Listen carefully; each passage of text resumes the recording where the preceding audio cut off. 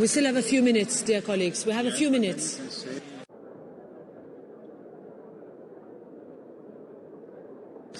We are waiting for President Zelensky to connect. As soon as we see him on the screen, we will start.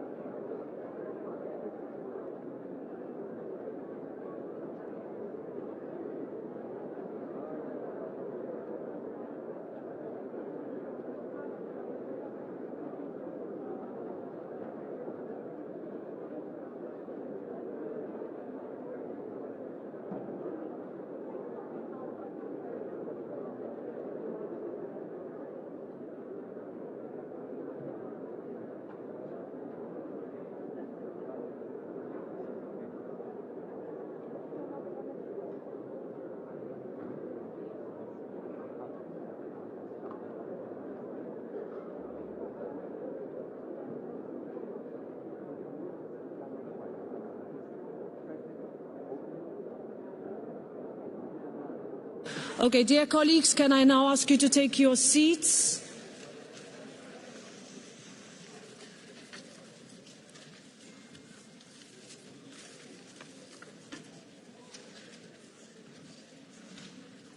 Thank you for being here, dear members and dear guests. Today we mark 1,000 days since Russia's unprovoked and illegal invasion of Ukraine. To begin, I would like to invite you all to watch a short video showing how this European Parliament has stood with Ukraine for 1,000 days, and we will continue to do so for as long as it takes. From day one of Russia's full-scale invasion, the European Parliament has continued to stand with Ukraine and its people. Parliament's support to Ukraine remained unwavering to help the country recover, resist and rebuild. As Europeans opened their hearts and homes to Ukrainians, it supported aid for those fleeing and for communities back home. Parliament has led the way on ever tougher sanctions against the aggressors and demanded justice. Russia's aggression is an attack not just on Ukraine, but on our European values of democracy, freedom and the rule of law. Ukraine's security is Europe's security. That's why Parliament is leading the way for EU membership for a sovereign, democratic Ukraine and stands with those who oppose autocrats around the world. Parliament will support Ukraine's fight for freedom for as long as it takes. Long live freedom, long live Europe, Slava Ukraini.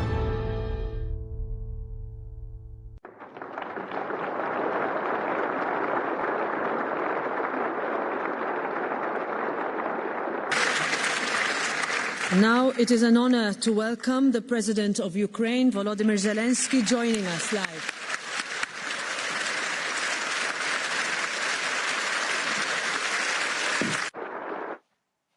Thank you so much.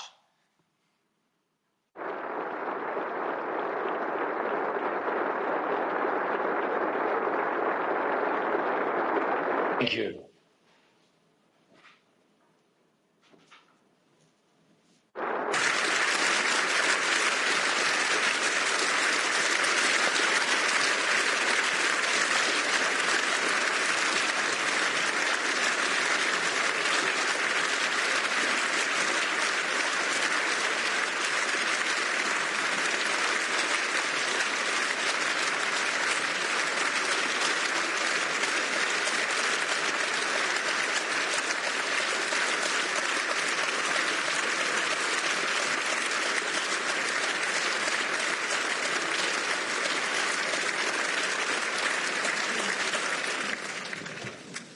Today we mark 1,000 days since Russia unleashed its brutal invasion of Ukraine. 1,000 days of terror, suffering and unimaginable loss.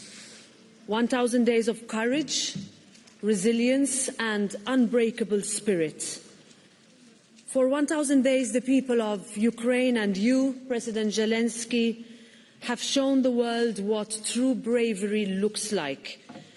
You have stood up, refusing to break. Your people are an inspiration to all who value freedom around the world.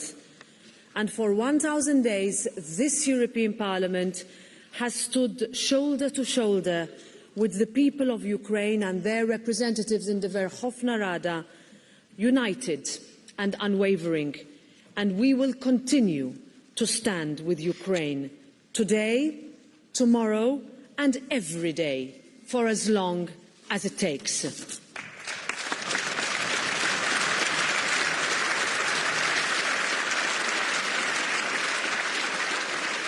This is an assault not only on Ukraine but on the rules-based order, an assault on our values and on our way of life. Peace, democracy and freedom, this is what is at stake here. And we know the sacrifice the Ukrainian people are enduring, not just for themselves, but for all of us. I will forever be proud that this Parliament has led the charge in supporting Ukraine with political, financial, humanitarian and military assistance, and we will always stand for peace, a real peace based on justice, dignity, and the principle of nothing about Ukraine without Ukraine. This is why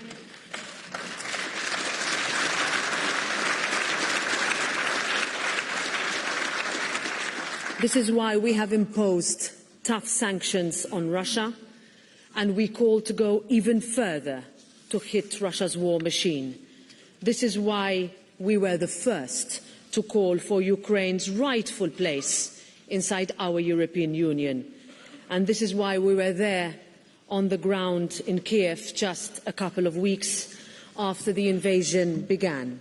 Today, we send a clear, simple message. We stand with Ukraine until freedom, until real peace, for as long as it takes. Slava Ukraini.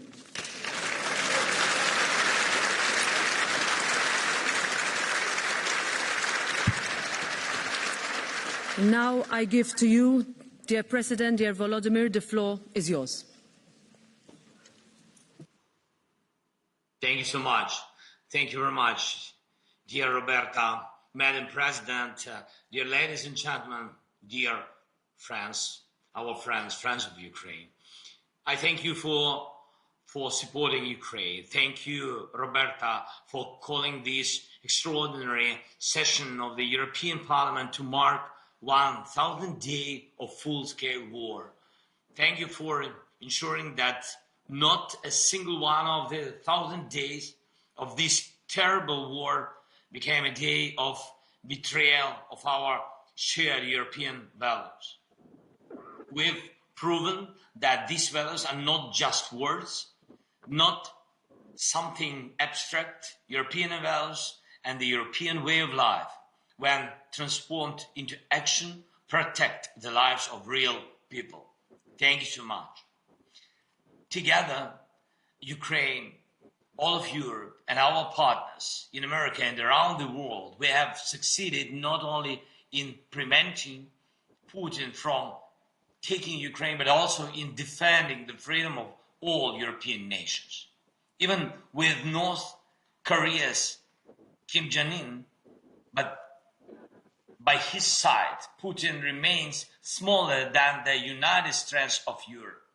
I urge you not to forget this, and do not forget how much Europe is capable of achieving.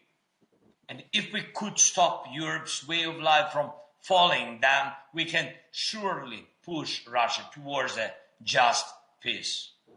Peace is what we desire most. 2 years ago, we proposed the peace formula, and I'm grateful to all of Europe and every partner who has supported it. And you in the European Parliament were among the first to support the peace formula. And the only one who opposes it, it's the one who started this war. It's Russia. And we must push Russia toward just peace. Every blow and every threat from Russia must be met with a firm sanctions. For 1,000 days, it has been crucial to radically reduce Russia's ability to fund its war through oil sales. Oil is the lifeblood of Putin's regime, and the shadow fleet of tankers is what keeps it alive. As long as these tankers operate, Putin continues to kill. Strong sanctions are essential.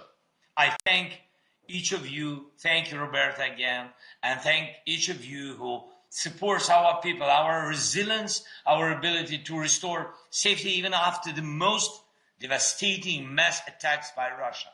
Together we have accomplished much, but we must not fear doing even more. Now, Putin has brought 11,000 North Korean troops to Ukraine's borders. This contingent may grow to 100,000. While some European leaders think about, some elections or something like this at Ukraine's expense, Putin is focused on winning this war. He will not stop on his own. The more time he has, the worse the conditions become. Every today is the best moment to push Russia harder, and it's clear without certain key factors, Russia will lack real motivation to engage in meaningful negotiations.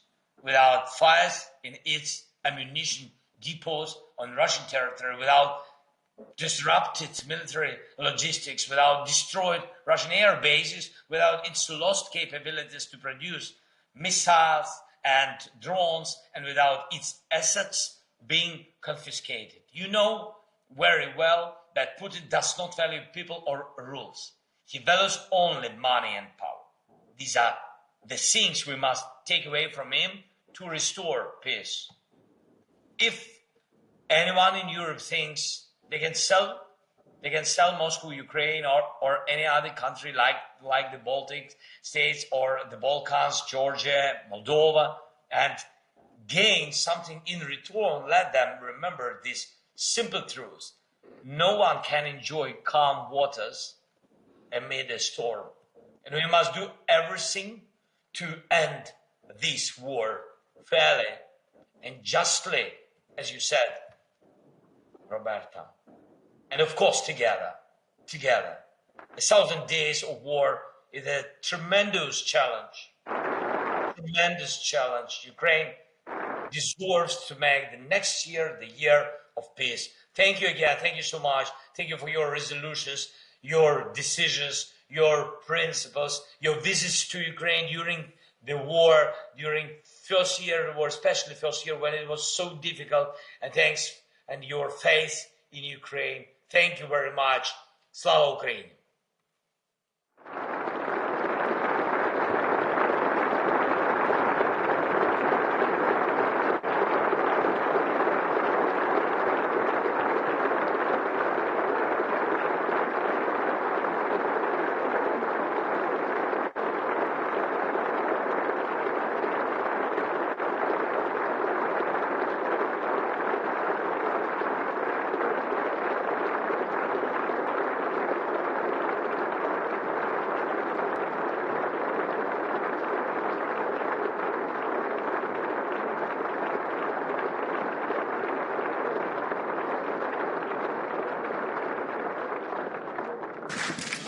Thank you very much, President Zelensky. Now I give the floor to Manfred Weber from the EPP Group.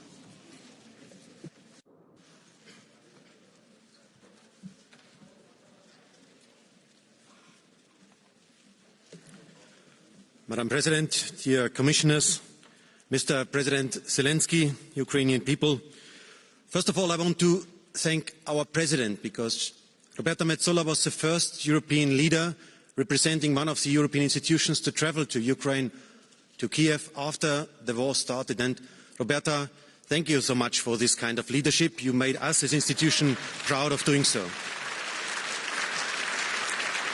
And also today's discussion, today's debate with President Zelensky's presence 1,000 days after Putin's war. Yes, we mourn the thousands of soldiers and civilians, including 600 children. Our first thoughts today go to all those who lost family members and friends and neighbors. The loss of any life is a tragedy. Putin's war is brutal terror. That's the first what we have to recognize. But there is a second reality behind the 1,000 days. Let's be honest, not so many observers thought that Ukraine would have resisted. Not so many experts thought that the Ukrainian forces would be able to regain occupied territory. Not so many observers thought that Ukraine would show a true European face. And yet, yes, you did it. Today, the Ukrainian people have all the right to say, we are Europeans, or, Mr. President, as you said several times, the Ukrainians live, believe in, and defend the essence of what makes us Europeans, and that's the European way of life. Congratulations, and thank you so much. What do we have to do now? First, we have to talk with our American friends. The war in Ukraine is not a simple regional dispute. The war in Ukraine is a battle line between the free world and brutal dictatorship. Drones produced in Iran, North Korean soldiers fighting against Europeans on European soil. What else do you need as a proof for this geopolitical reality? Second, Europe must prepare to take on more responsibility. We will do what is necessary to give you, Ukrainians, the financial stability you need, whatever it takes, as Roberta said it. Every euro invested in Ukraine is cheaper than, for example, funding more refugees coming to Europe. Thirdly, Ukraine must win on the battleground.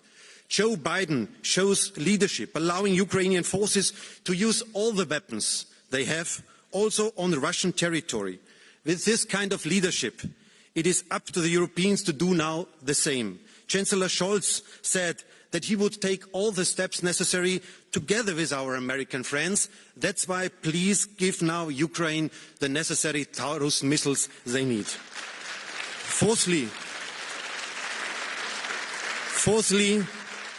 Ukraine will be a member of the European Union soon. I want to thank the European government and the Parliament for all the reforms they have already implemented. You want to become a modern, a free and a democratic country. There is still a lot to do, but the efforts are clear. And we, as European People's Party, support you on this. And the fifth point, dear colleagues, what we have to do? Russia will not change. Russia will continue to be an imperialistic power, a security threat to all Europeans. That's why we need a long-lasting security architecture. And for us as EPP, it's clear Ukraine must become member of the NATO. All other security guarantees haven't brought peace. And together with today's strongest army in Europe, that are the Ukrainian forces, we can build up a European pillar of defense to protect the European eastern border on the long term. The only way, dear friends, the only way is peace through strength, not concessions. We will not allow Putin to steal Ukraine's European future. We stand with Ukraine, and yes, we will win. Thank you, Mr. Weber. And now I give this floor to the chair of the S&D Group, Irache García Pérez. Gracias, presidenta. Presidente Zelensky, bienvenido al Parlamento Europeo. Muchas gracias por acompañarnos en un momento tan difícil para Ucrania. Pese a la distancia, es un placer y un gran honor contar con su presencia en nuestra casa común, en la casa de la democracia europea. Hoy se cumplen 1000 días desde la invasión de Rusia contra Ucrania, pero también hace 4000 días desde que empezó la agresión en 2014. Señor Zelensky, este año conmemoramos el 10º aniversario de la revolución de dignidad, y somos conscientes del terrible precio que todavía están pagando por defenderla. Señor Zelensky, el presidente Zelensky y el pueblo ucraniano no necesitan solo grandes aplausos ni ovaciones. Tampoco solemnes palabras sobre su coraje y su resistencia, que ya conocemos. Ucrania necesita armas, porque las guerras no solo se ganan con el poder de la palabra, las guerras también se ganan con munición, con tanques y con defensas aéreas. Seamos honestos con el presidente Zelensky. Si mañana la Unión Europea fuera atacada por Putin, ¿nos preguntaríamos si es legítimo golpear al enemigo desde donde nos golpean? ¿Nos preguntaríamos si es legítimo utilizar los activos congelados del agresor para armarnos y reconstruirnos? Con cada línea roja que nos autoimponemos, el pueblo ucraniano lo paga en vidas humanas y destrucción. Presidente Zelensky, usted logró el despertar de la memoria europea. Usted nos recordó los peores horrores del siglo XX, desde el bombardeo de Guernica hasta el muro de Berlín, pasando por el Holocausto. Ahora, la masacre de Bucha, el asedio de Mariupol o la batalla de Kharkov demuestra que las peores pesadillas del siglo pasado han regresado al siglo XXI. Y el peor enemigo de las guerras es la indiferencia de quienes piensan que la tragedia no les afecta. Nuestro apoyo a Ucrania no es solo una obligación moral con el agredido, el derecho internacional y una paz justa. No hay mejor garantía para la seguridad del continente europeo que la victoria de Ucrania, porque si Ucrania cae, el régimen nacionalista, autoritario y criminal de Putin no se detendrá. Señorías, no solo se trata de ayudar a Ucrania el tiempo que sea necesario, sino de apoyar a Ucrania con todo lo que sea necesario. Venzamos el mensaje derrotista de quienes piensan que Ucrania no puede ganar la guerra. Rusia ha perdido muchas otras guerras en la historia y en el pasado ya hubo potencias que claudicaron frente a otros menos poderosos. Señor Zelensky, hoy quiero reafirmarme en las palabras que pronuncié sobre Ucrania en el primer pleno de la presente legislatura. Pasarán semanas, pasarán meses o años, costará sangre, sudor o lágrimas, pero el pueblo ucraniano ganará la guerra, porque la historia nos ha enseñado que en toda guerra siempre se libran dos batallas. Una, la batalla de las ideas, y Ucrania ya la ha ganado, porque el pueblo ucraniano ha elegido la democracia frente a quienes la repudian. El pueblo ucraniano ha elegido la libertad y la apertura frente a quienes la temen. El pueblo ucraniano ha elegido ser independiente frente a quienes todavía sueñan con viejos imperios.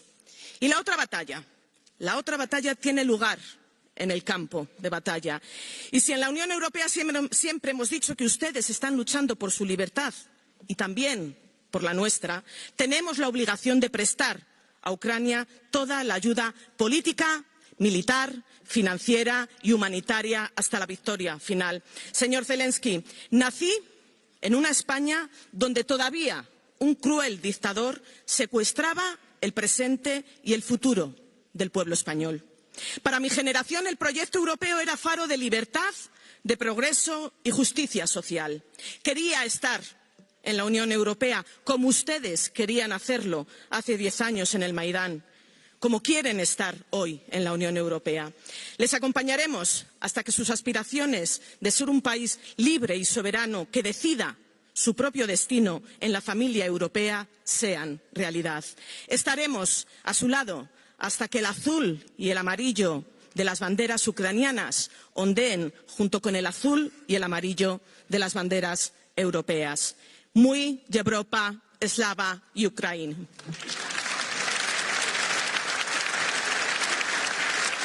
Now I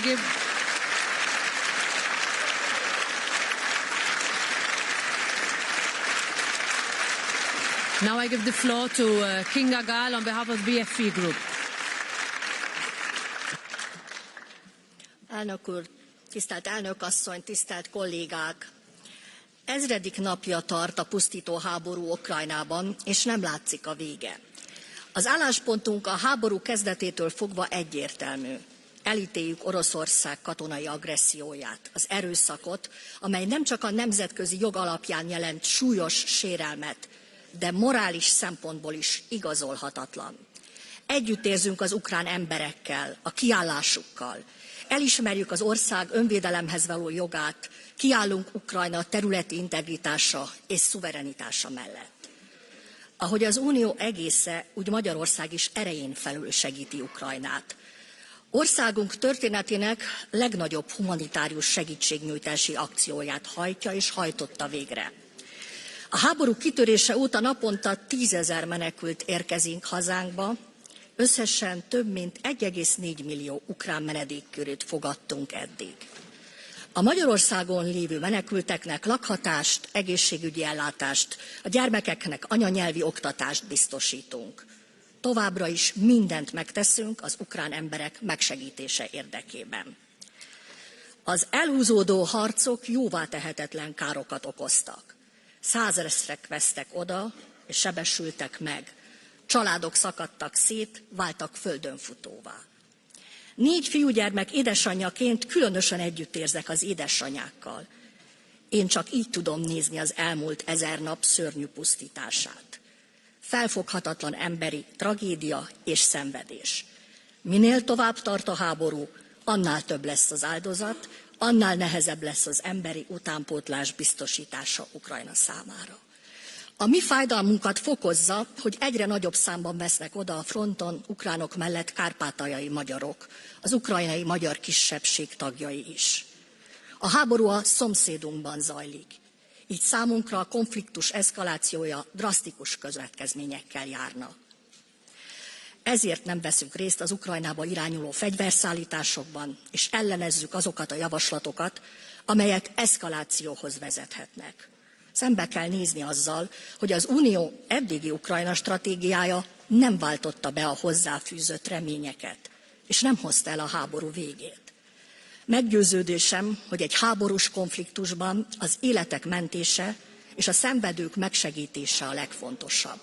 Ehhez mielőbb tűzszünetre és béketárgyalásokra van szükség, hiszen csak így lehet véget vetni a pusztításnak. Jó, hogy egyre többen beszélnek a diplomáciai megoldás fontosságáról. Donald Trump megválasztásával most minden eddiginél jobb esélyünk nyílik erre. Ha pedig sikerül véget vetni a háborúnak, kell majd egy átfogó stratégia Ukrajna újjáépítéséről és az Unió ebben betöltött szerepéről is. Most mindenekelőtt a béketeremtésre kell összpontosítani. Now I give the floor on behalf of the ECR group to its chair, Nicola Procaccini.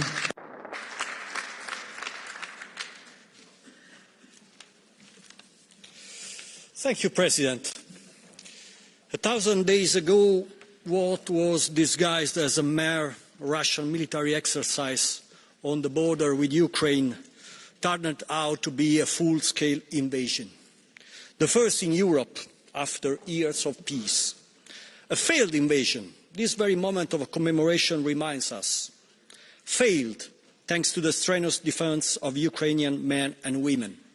Failed thanks to the courage and determination of the Ukrainian president. He was surrendered, threatened, mocked by internet trolls, but he did not flee, neither to a remote dacha in the forest, nor to a Manhattan hotel. He stood where he belonged, with his family, carrying out his duty. The Putin regime was convinced that it would only take one night to take over Ukraine. It did not.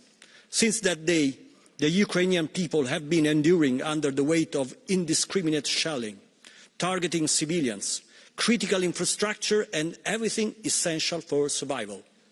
Since that day, Ukrainian children have been going to school underground. For 1,000 days, Ukraine has been forced to fight and die in order to continue to exist. What are the Ukrainian people teaching us? 3 things above all. that homeland is not a word that belongs to the past, but is still what holds the meaning of men and women in history. It teaches us that freedom is not a political slogan, but a necessity of the soul. Finally, it teaches us that Europe is not a treaty signed in the last century.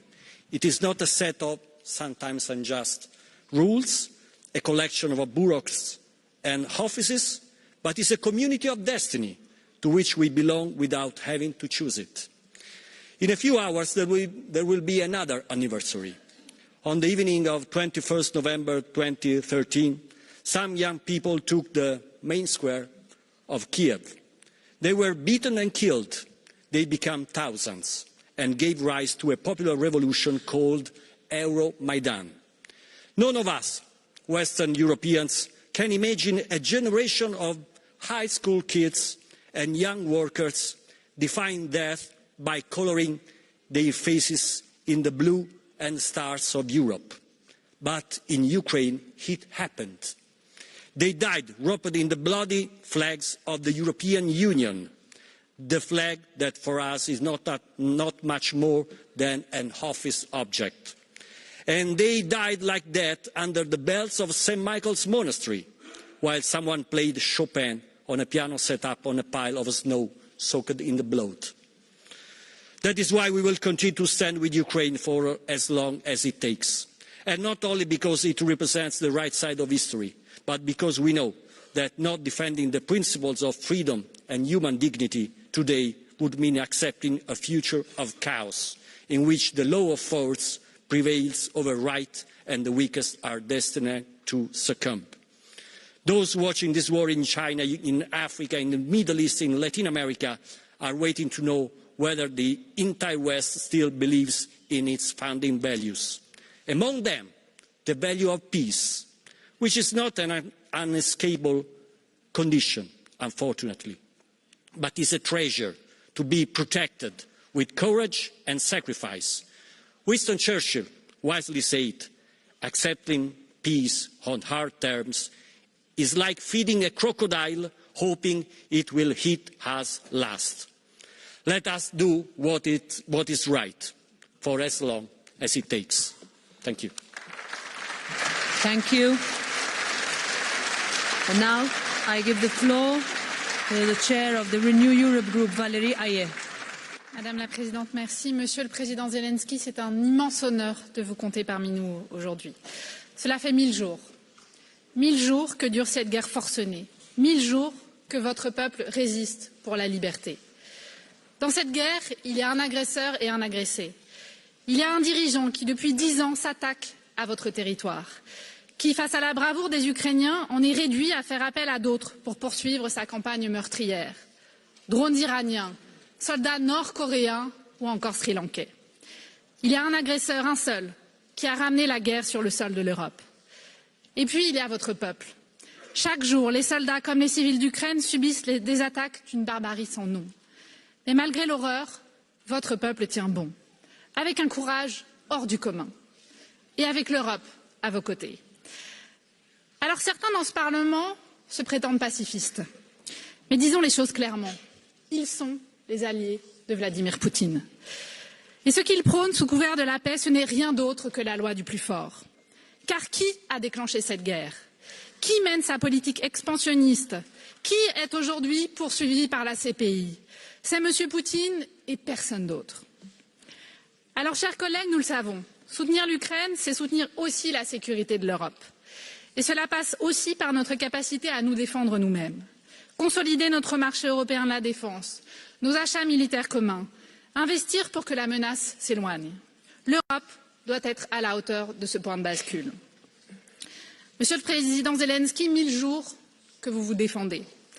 Et nous resterons à vos côtés. Nous avons soutenu l'Ukraine dans des proportions inédites, sur le plan militaire, humanitaire, financier, sur le plan des sanctions. Depuis 1000 jours, nous avons été d'une unité sans faille, à rebours des divisions espérées par le Kremlin.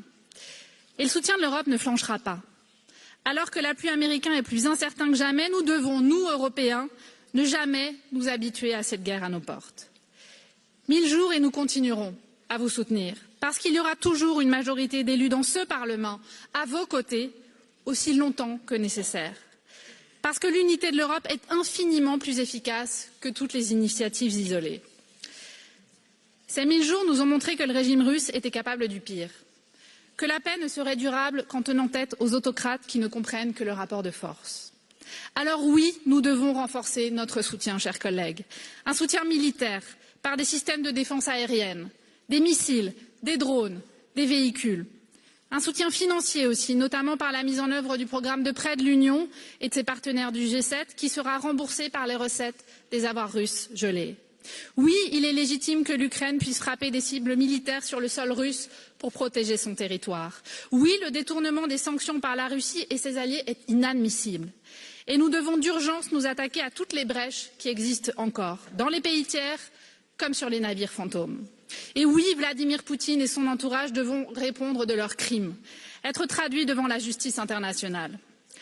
Et oui, Monsieur le Président Zelensky, votre plan vers la victoire est le bon, parce qu'il vise avant tout la paix, durable, libre et juste. Alors rien ne doit être porté sans vous, tout doit être fait avec vous, parce que c'est le destin de votre peuple qui se joue ici, et votre destin est lié au nôtre. À travers l'Union et à travers l'OTAN, il sera bel et bien européen. Alors, Monsieur Zelensky, avec notre famille commune, Renew Europe, avec l'immense majorité de nos collègues dans ce Parlement et avec tous les peuples d'Europe, je vous le dis, nous vous soutiendrons jusqu'au bout. Slava Ukraini. Merci. And now I give the floor to the co-chair of the Green Group, Terry Reintke.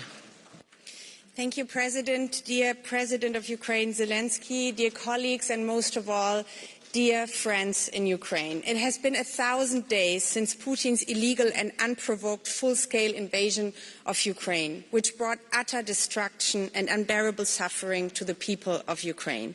1,000 days, a sad milestone, and at the same moment, a reminder of our promise. We stand with Ukraine for as long as it takes.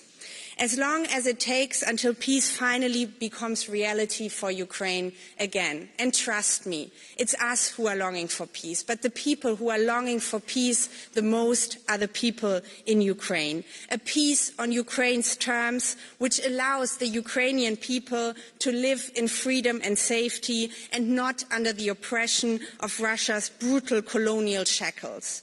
Warmonger Putin will not stop this terror. He will send more soldiers to their death. He will use more weapons to bomb infrastructure, hospitals and schools. He will use the cold winter to try to freeze the Ukrainians into submission.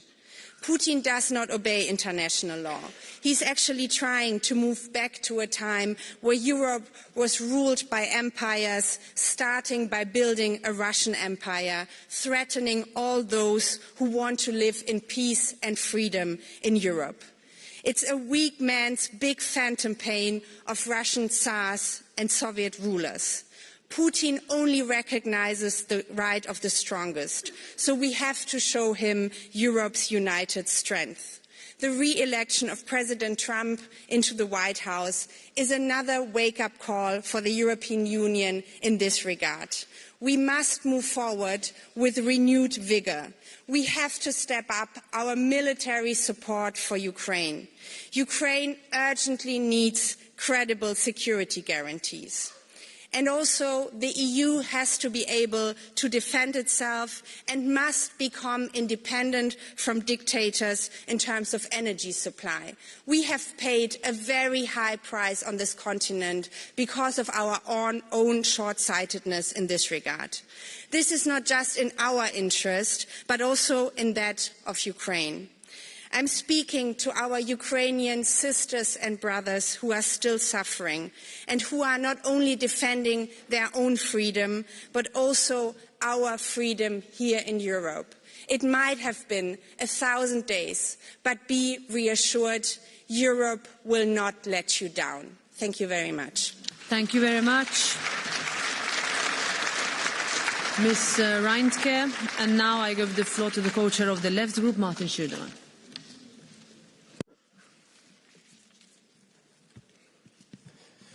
Vielen Dank, Frau Präsidentin, Herr Präsident Zelensky. Seit nunmehr 1000 Tagen tobt der Angriffskrieg gegen die Ukraine. Und weit mehr als 10.000 Zivilisten sind mittlerweile in Putins mörderischem Krieg getötet worden. Meine Solidarität und mein Mitgefühl gehört der notleidenden ukrainischen Bevölkerung. Und deshalb ist es richtig, dass Millionen von kriegsgeflüchteten Frauen, Alten und Kindern für die Zeit des Krieges in der Europäischen Union humanitären Schutz gefunden haben. Und diejenigen, die diesen Schutz jetzt hier in Frage stellen, auch in diesem Haus, möchte ich sagen, ihr sollt euch schämen. Hunderttausende Soldatinnen und Soldaten sind in diesem Krieg getötet worden. Ukrainische, die ihr Land zu Recht verteidigen, und russische, von denen viele, und auch das gehört zur Wahrheit, diesen Krieg nicht wollten und die ein imperialer Herrscher auf den von ihm geschaffenen Schlachtfeldern in einen grausamen Tod geschickt hat. Dieser Krieg muss schnellstmöglich enden. Herr Präsident Zelensky, unser Ziel ist ein gerechter und dauerhafter Frieden, ein Frieden, dem internationales Recht zugrunde liegt und der die Souveränität der Ukraine achtet. Russische Soldaten haben nichts in der Ukraine verloren. Und selbstverständlich muss die Ukraine mit am Tisch sitzen, wenn dieser Frieden verhandelt wird. Das müssen alle Akteure, auch Putin und der kommende Präsident der USA, respektieren. Ein Siegfrieden Russlands, der Ukraine aufgezwungen würde, stellt die internationale Ordnung insgesamt in Frage. Doch das internationale Recht kennt keine Doppelstandards.